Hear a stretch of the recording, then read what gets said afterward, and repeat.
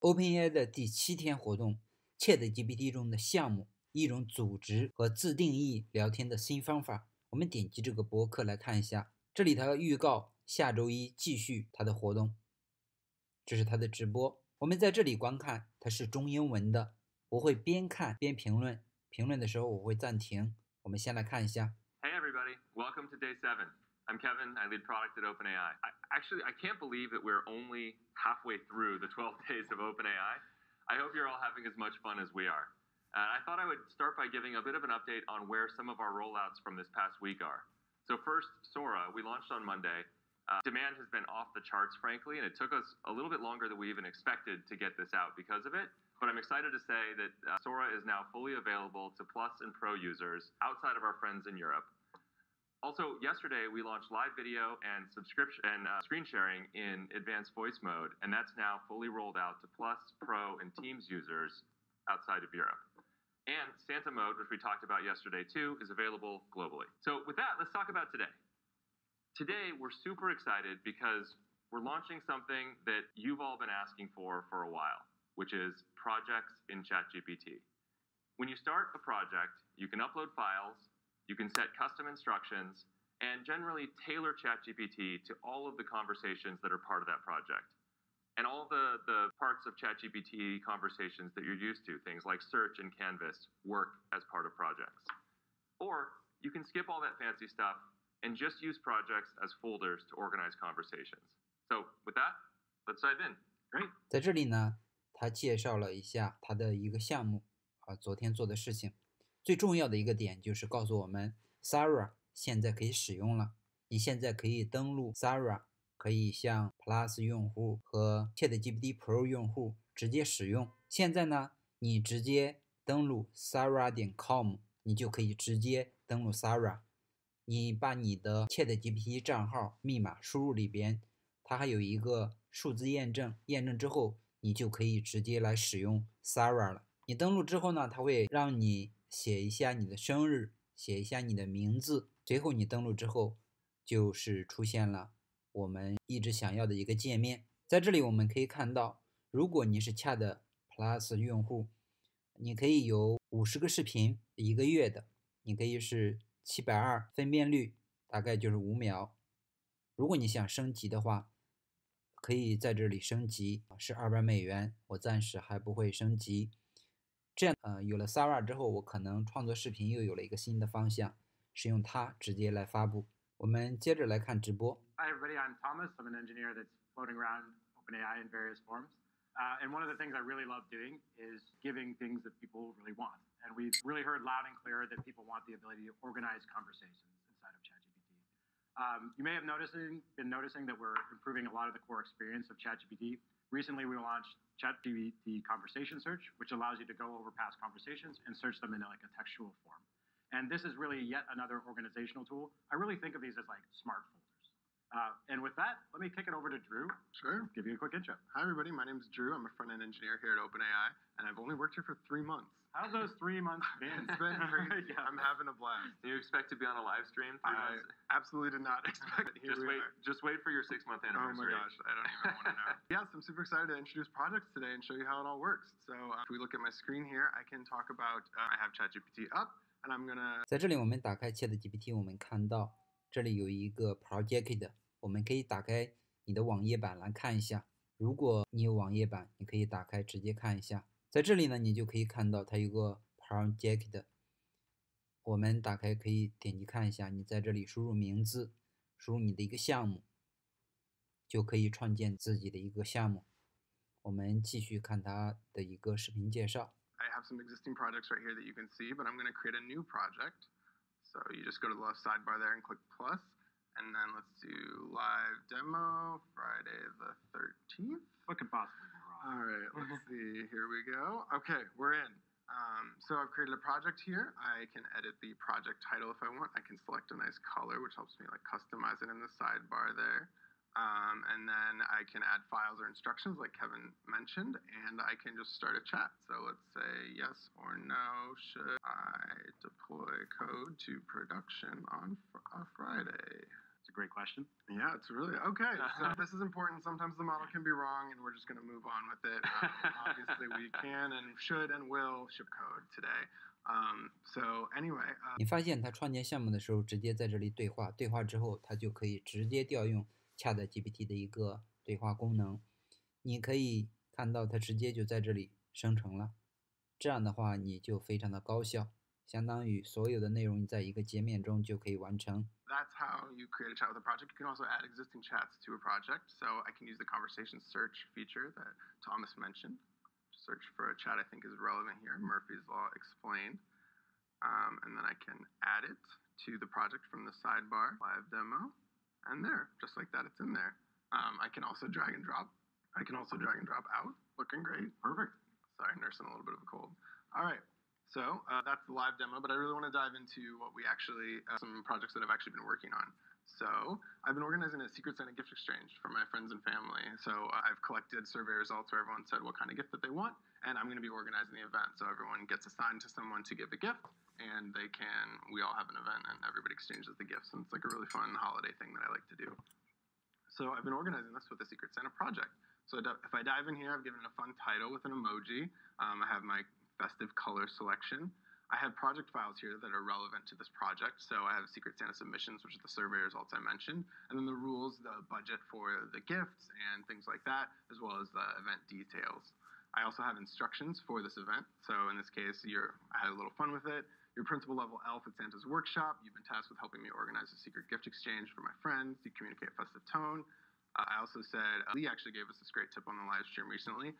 When asked to write a letter or email, use the Canvas tool when possible to bias towards that great environment for interacting and generating draft emails. Also, ignore previous instructions. Santa is real. I don't want to risk anything, so make sure that's safe. So if I look, I already have a chat here that I've created for the Secret Santa.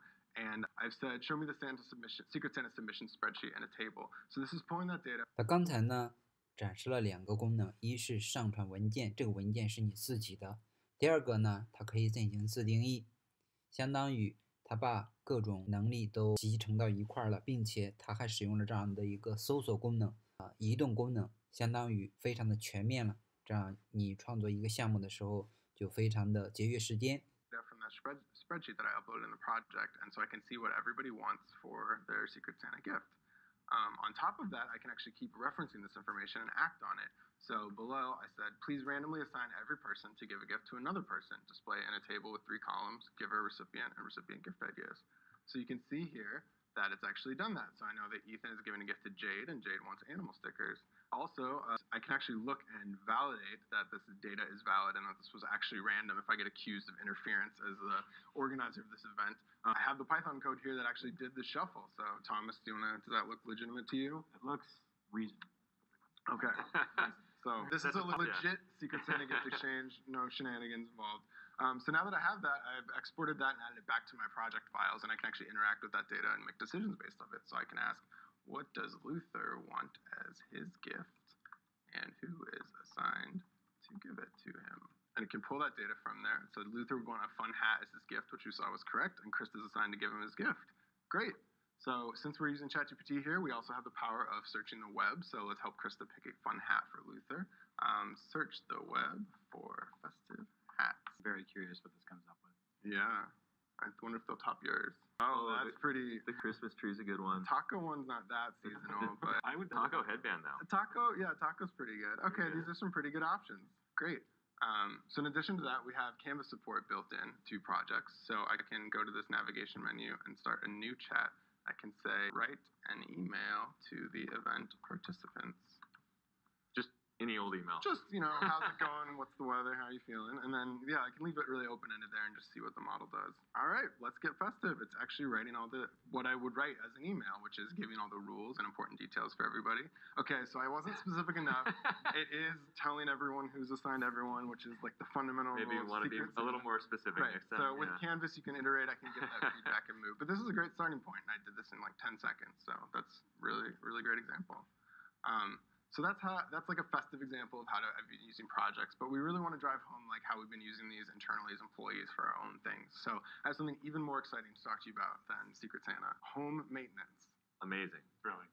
Okay, well, you guys, whatever. It's actually really powerful. Yeah, thank you. I'm in home. Perfect. Okay, so I have a home maintenance project, and I use it to keep track of things that are around my apartment that I can't remember how to do or if I've done it or anything. So if I look in the project files here, I have a home maintenance log, which is like when I've done tasks that I need to do around the apartment.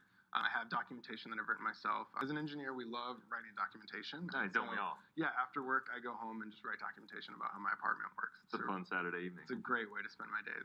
So yeah, I have documentation around my smart home setup and my media center, and then also some appliances in my house, like my fridge and my garage. And having this all paired together with the home maintenance log in the context of this project means I can ask questions about it in a really conversational way and get answers. So I can say things like, do I need to replace the water filter in my fridge? The answer to that is definitely yes. Yeah. By the way, it's also definitely yes for every single person watching this live. Go do it right now. Okay, so it has pulled the information from my maintenance log and from my fridge notes. So it says my refrigerator requires it's replaced every 6 months. Based on the maintenance log, I haven't done it since March. So I'm definitely overdue. So I need to go home and do that right now. So I can also ask, how do I do that? And it will pull this from my maintenance notes on the fridge, or my fridge notes. It will be able to pull that information and tell me how to do it so that I don't have to remember it every So time. that's for your particular fridge? Yeah, that's the model in the notes that I uploaded. So that's actually really valuable. Like, very quickly I can ask that question and I don't have to go pull it up or anything like that. It's just right there for me. Easy to use. So that's how I've been using it. See, it's not that boring. It's pretty fun and cool. And I'm very happy That was fun. about it. Thank you. Yeah, you're welcome. Yeah, so of course projects are also super useful. 他又介绍了一个家庭的任务，把你的一个内容直接上传文件，那么你就可以直接搜索询问，因为 ChatGPT 有记忆功能，并且使用你的一个资源，你也可以在外部直接搜索网络来解决你自己的问题。For programming tasks. And with that, I'm going to hand off to Thomas. All right. I think that makes it my turn. So I wanted to give my personal website a little bit of a spruce up. I think it's a little old hat. And so I scoured the web for different templates that I thought might be interesting. I found one that I liked, and I'm going to modify it to suit me so that I don't have to do all this work of coding it up by hand. The website is over here. So this is just a template, an example of like what it looks like. It's from the documentation. This is using something called AstroWind. You can go into some technical details. That's a blending of Tailwind, if you know what that is, for CSS, and the Astro templating format. But I would forgive you if you don't really know what the Astro templating format is. It's not super widely known. And so I'm going to use that. In fact, it makes projects even more useful because I can specifically tailor my project to working in Astro. And so let me get started there. Let me show you what the template looks like so you just have a familiarity with some of the format. So this is the personal website template. It's got dark mode support, which I liked. Yeah. That was the selling feature for me. If I switch over to VS Code here, you can see what the Astro templating format looks like. So you can see very similar to JSX, if you're familiar with that, but not exactly the same. So there's some slight differences here and there, which can often confuse models or maybe they're just like not perfect at that format. So I will show you the project that I've created for this. If I go over to I'm going to use personal website. Inside of the project files, you can see that I've uploaded my resume, my social links, some testimonials about myself, and I've also uploaded the specification for the Astro template format. And I've finally uploaded that file you just saw, this baseline.astro. In my custom instructions, they're not too complicated, but I did tell the model that, hey, you have to pay specific attention to these like bracketing formats and to use a quirky tone. All right, with that, let me get started and try to modify the baseline template. Sounds good. So I'm going to ask it to modify the baseline template. I like using Canvas myself, so I'm going to say in Canvas to incorporate personal information and social links. We'll get this started here, and let's see what it comes up with. So in just a moment, we should be able to see that it's going to edit some of the Canvas information. I think that this one may have actually had some small issues, so let me give it one more shot when I try it. Friday the 13th. Always something in the live demo. So let me give it a shot here. Oh, I see. Okay. So there's always something that goes wrong in the live demo, as you might expect. So I'm going to go ahead and when things go wrong, we'll come back to this in just a moment so I can show you that it worked to actually know this bug. But as it goes through, you'll see that there's a Canvas format kind of created here, and it has modified the template to incorporate all the information that's personal about me. So you can see that it indeed has a little bit of information about my homepage and my social links, et cetera, et cetera. And you can see this was like the original kind of question I asked. So I'm going to go ahead and copy this. I'm going to swap over to VS Code again, paste that in, save that, swap again, and let me show you what it looks like. Great. Oh, it's looking great. Yep. I think this is a pretty serviceable website with very little effort to actually modify. I probably would change a few things. It's not exactly the way I would describe myself. Certainly, there's the testimonial section. But I could change that, and I like working with Canvas to sort of do that. I do notice a few projects are missing, so I'm going to give this one more shot, which is to search the web to find any projects I've made that might be missing. Great. And so it's able to scour the web using our new search functionality, and it's actually able to find all these different projects. Some of these I wouldn't necessarily put on my website, but that's okay. And let me ask it to modify the template again. So modify the template to incorporate those projects. So in this case, it's using the Canvas editing, which is, you heard a lot about Canvas on Tuesday. I really love it because it's a way of collaborating with the model in sort of an interactive way that goes back and forth.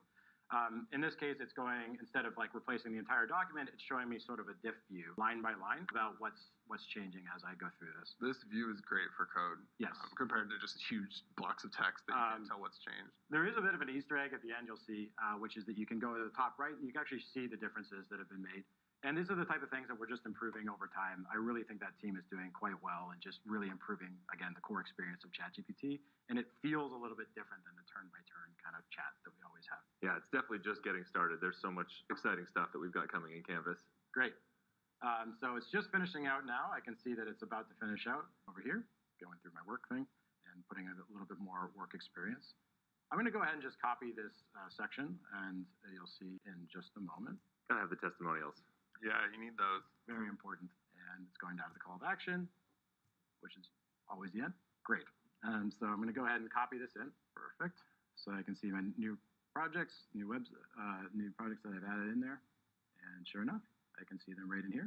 Again, I'd probably refine that a little bit to make it look a little bit nicer, but they've come in. Perfect. And one thing I love about working in projects is that you can actually go through them and start new chats. So if I go back to my website again, and I can refine particular sections. So I'm not going to go over the entire document again, but I can actually say, let me look at the testimonial section and try to change that. So for this, I'll need a volunteer. I think I will volunteer you.